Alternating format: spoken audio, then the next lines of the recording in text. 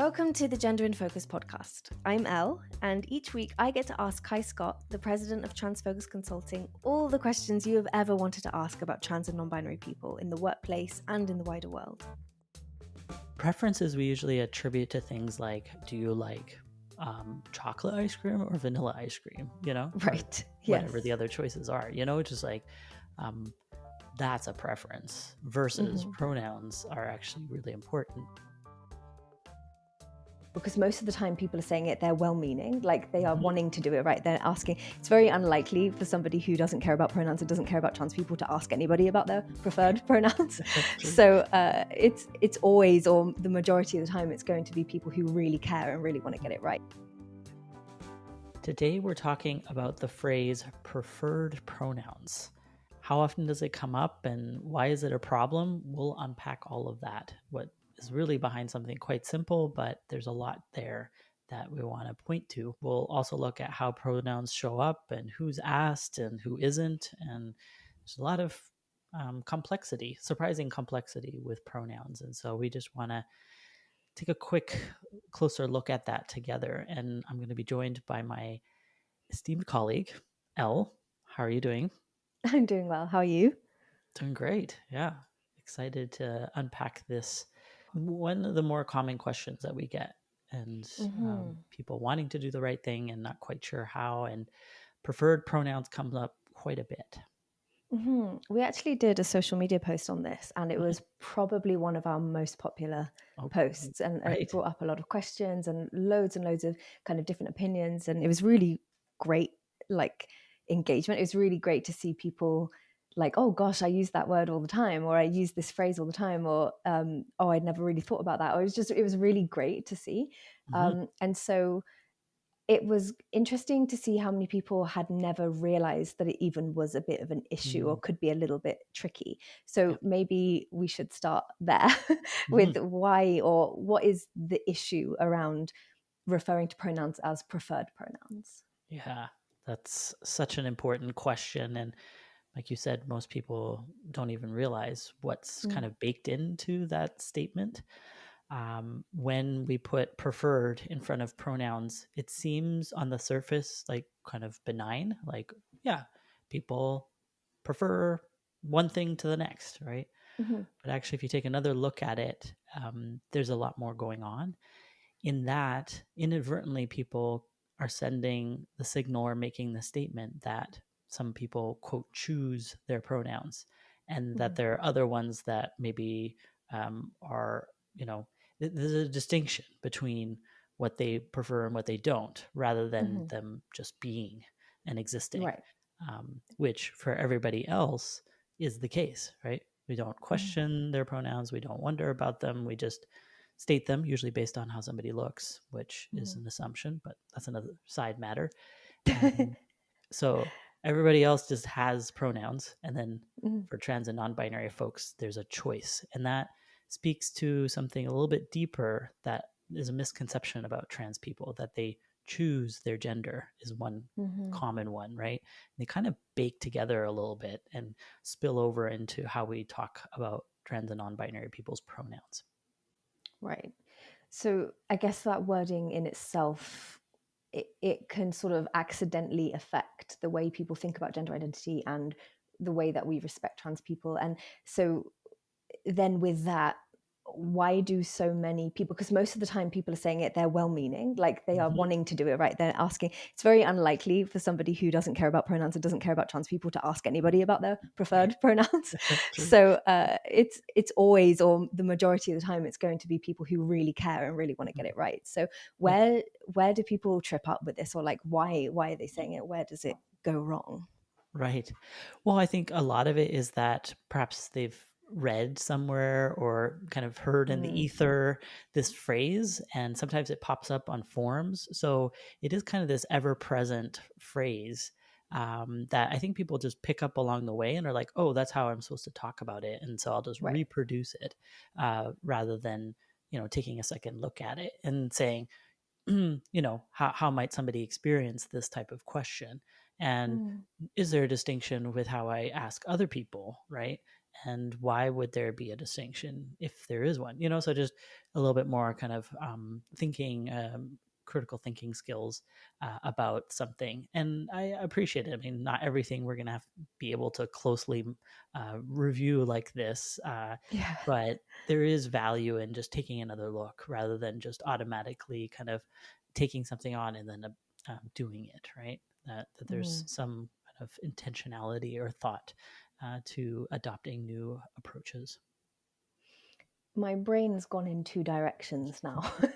When you said something, I've got like a branch going to the left and a branch going to the right. Excellent. And so I'm going to go to the left first and ask about something you just said about who gets asked this question Mm-hmm. and sort of what assumptions we're making about who needs to share pronouns in the Mm. first place and who doesn't. And Oof.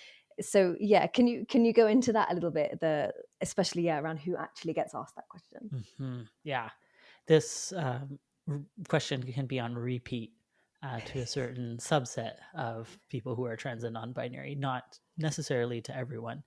Hmm. And it also goes to a subset of cisgender people. And Right. what they share in common is that we're, quote, unsure. And I love it because this is such a loaded word. Uh, there's a lot going on in when we as a society think we're unsure, right? Hopefully, we're unsure every single new person we encounter because they haven't Right. actually told us. But most people, when they say, I'm unsure, it means that um, they look in a way that I didn't expect, or Mm. they're perhaps androgynous, or there's a mixture of expressions going on, just something where the societal model that we have, we can't kind of superimpose on that person in, Hmm. in a way that we typically make assumptions, right? So if Right. somebody looks feminine, everyone's like, ergo, woman, ergo, she, her pronouns, right? Um, Right. but that's always the case, depending on how somebody looks. So uh, that if I'm unsure, those group of people, however people read them, then get this question kind of, for some it feels like ad nauseum, right? And Mm. in a way that can also have its own alienating effect, even if not intended. And this is popping up a little bit more as I start to or that, as we continue to listen to folks. And so that's a really important consideration is, ideally we ask or leave space for people to share pronouns irrespective of how they look, right? Mm. But I would say, unfortunately, people who have androgynous appearance or a mixture of gender expressions tend to get a lot of this question. And that includes cisgender people and trans and non binary folks. I feel like that would surprise people that it also affects cisgender people. Oh, yeah. And yeah, I don't know if you can go into that a little bit more, but are you able to? Yeah. Yeah. I mean, of course, we don't have any stats, but I Right. wouldn't be able to say, 15% of Hmm. cisgender Hmm. folks. Um, I would say, though, anecdotally, we do hear stories over and over where, say, a masculine appearing woman or a feminine appearing man or somebody with a mixture of gender expressions and who is cisgender will get more questions. And it's because there's more understanding that there's we can't presume somebody's pronoun, so it's a good thing in general, but it's just how it's applied that can make things more or less difficult. And certainly, a smaller percentage of cisgender folks also have people wondering, and will sometimes not even ask the pronouns. They'll be like, "Are you a man or a woman?" Right? They'll be Right. more Right. direct, Yeah. as inquisitive minds inquire. Mm. Yeah.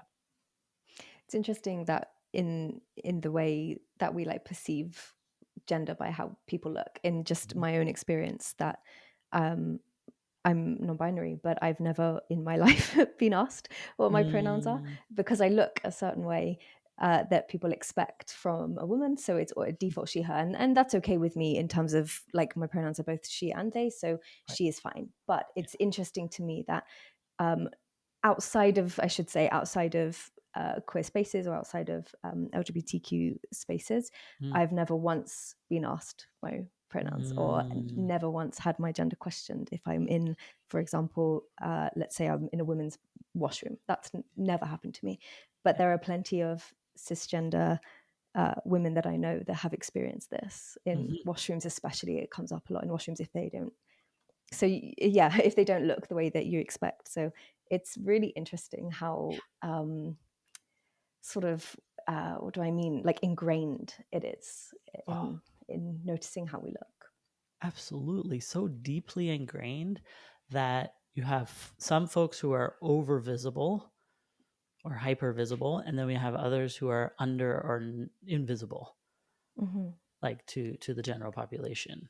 Uh, and so it creates kind of this twofold problem uh, where some people are overtaxed with a particular Hmm. question, and especially if it's with preferred, it kind of adds another layer of heaviness, right? Yeah. It's like signaling this is something that you know I mean, first, it's not implied usually Mm-mm.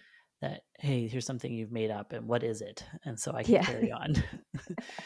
um, It sort of feels like you're being humored. Like, okay, you tell me what your preferred one is. I'll go with that. yeah, Like, yeah. it's like more of a Um, task than it is of like a wanting of somebody to feel welcome mhm, and belong and where there's a space provided but not imposed on somebody.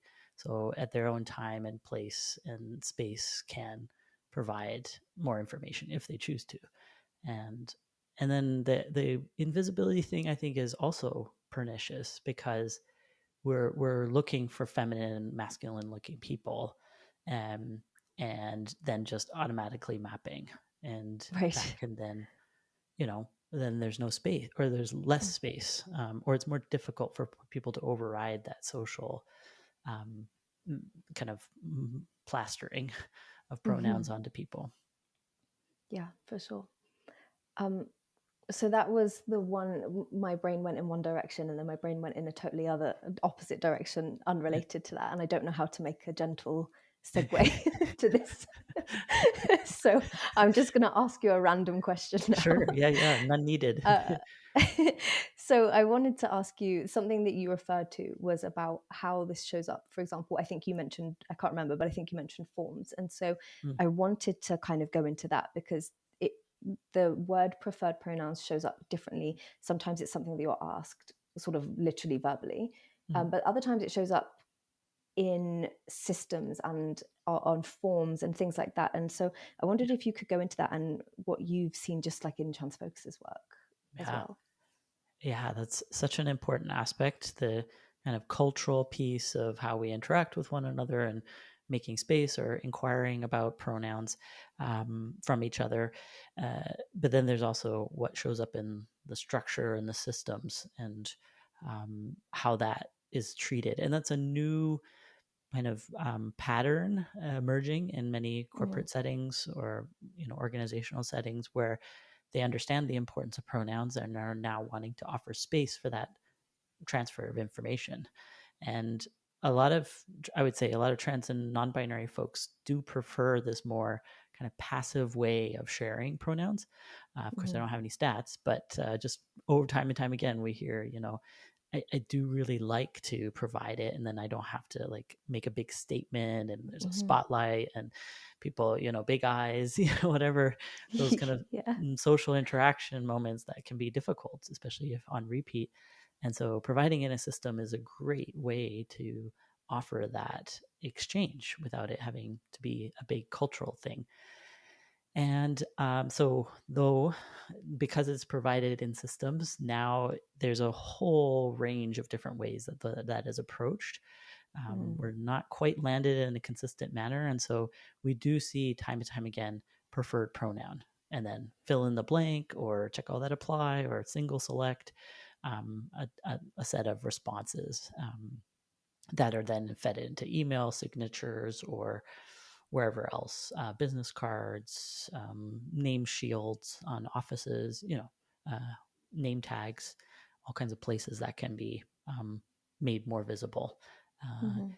So I think it's really important how we collect information, and just using pronouns, or what are your pronouns, dropping the preferred is a really important way to signal that you understand it's important. Everyone has pronouns, and here's a one optional way of sharing that.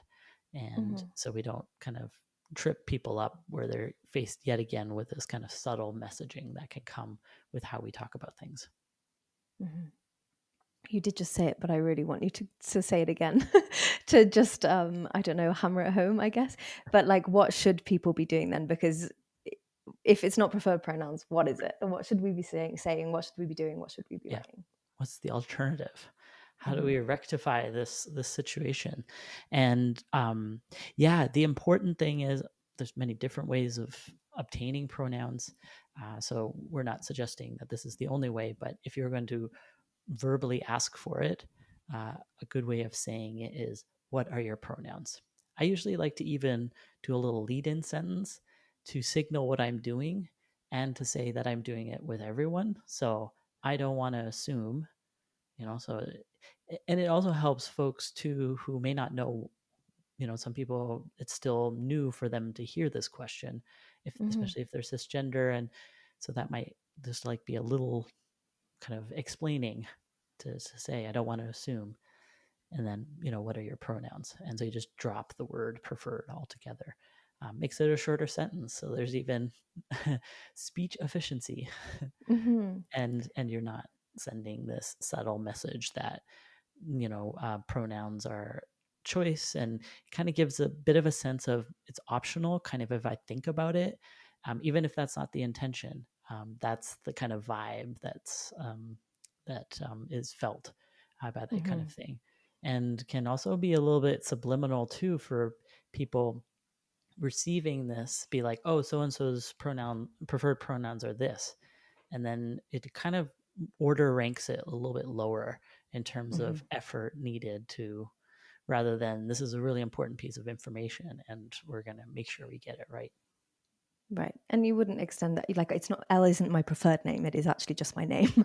And so, yeah, my, preferred pronouns aren't really a thing, they're just my Mhm. pronouns, so Well, preferences we usually attribute to things like, do you like chocolate ice cream or vanilla ice cream, or right, whatever the yes. other choices are, just like, um, that's a preference, versus Mhm, pronouns are actually really important. And you can test that a bit if you haven't ever been misgendered, by having people use, like, say, a friend or something. Don't have to do large scale, but just test it by getting a wrong pronoun said to you for one day only, and mhm, you can quickly see just how important they are to everyone, and trans and non-binary folks included.